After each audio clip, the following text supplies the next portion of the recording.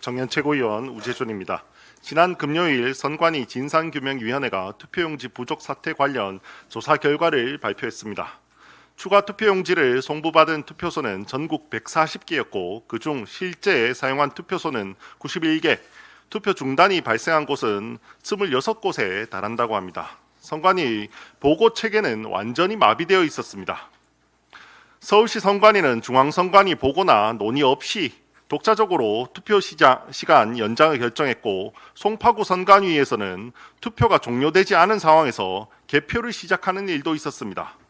상급위원회 간 보고와 지휘체계는 전혀 작동하지 않았습니다. 단 열흘 동안 투표용지 부족이라는 하나의 사안만 조사했음에도 이 정도의 문제가 드러나고 있습니다. 그렇다면 그동안 선관위 내부의 구조적 문제와 책임 방기 문화가 얼마나 뿌리 깊게 자리 잡고 있는지 국민들께서 우려하시는 것은 당연한 일입니다. 최근 언론을 통해 드러나고 있는 선관위 내부 조직의 특권의식과 도덕적 해이는 상식을 벗어나는 수준입니다.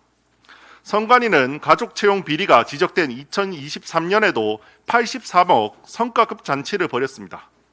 채용 비위로 적발되었던 선관위 공무원들의 징계는 징계 시효가 만료됐다고 해서 다 취소됐습니다. 제9회 지방선거를 앞두고는 전체 직원의 6%에 해당하는 인원이 휴직을 신청해 그 빈자리를 지방자치단체 공무원들이 채워야만 했고, 반면 정작 선거관리 시스템을 공정하게 운영하고 관리했어야 할 선관위 공무원들은 해외 선거관리 시스템을 배우겠다며 코타키나발루, 몰디브 등 대표적인 신혼여행지, 휴양지로 외유성 출장을 다녀왔습니다. 노태악 전 선관위원장은 한 달에 한 번 출근하고 연간 받아간 금액이 1억 8천만 원에 해당합니다. 정말 대한민국의 특권층과 성역은 없어야 합니다. 이번 기회에 반드시 선관위 뿌리부터 개혁해야 할 것입니다. 이번 이재명 대통령 청와대 인선에 대해서 한마디만 말씀을 드리겠습니다. 이재명 대통령은 연일 실패하는 정책들과 떨어지는 국민 지지도 앞에서 정부의 소통과 정무, 사회 정책의 틀을 새롭게 짜겠다면서 이번 인선에 강한 의지를 표명했습니다. 그런데 그 중에서 사회에 가장 큰 영향을 미치는 중요한 자리인 사회수석에 다시 한번 민주노총 부위원장 출신을 임명했습니다. 이재명 정부에서 민주노총 사랑은 잘 알려져 있습니다. 고용노동부 장관에도 민주노총 전 위원장을 임명했고, 지난해에는 민주노총에 연간 4천억 원을 벌어들이는 민주노총에 그 건물 전세금을 지원하겠다고 세비를 투입했습니다.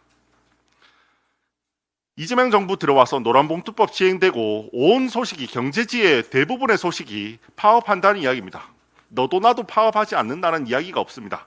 그러고도 다시 한번 사회수석에 민주노총 인사를 임명하는 것에 유감을 표합니다. 최근 이재명 정부와 더불어민주당의 청년 지지율이 매우 떨어지고 있습니다. 저는 기쁘다기보다는 우려가 됩니다. 대한민국을 운영하고 있는 정부 여당에 대해서 청년들이 이만큼 실망하고 있다는 점, 우리 청년들이 이렇게 소외되고 있다는 점 많이 우려가 됩니다. 매달 청년 실업률은 최저를 기록하고 있고 부동산은 폭등하고 있습니다. 우리 청년들 정말 더욱더 살기 어려운 곳으로 내몰리고 있는데 그에 이재명 정부와 더불어민주당이 아무런 역할을 못하고 있는 것 같아서 이 나라를 살아가고 있는 청년으로서 매우 우려가 됩니다. 제가 이재명 대통령이었다면 이번 청와대 개편에 있어서 본인의 곁에 청년들의 목소리를 정말 잘 들을 수 있는 그런 사람을 앉혔을 것 같습니다. 이상입니다.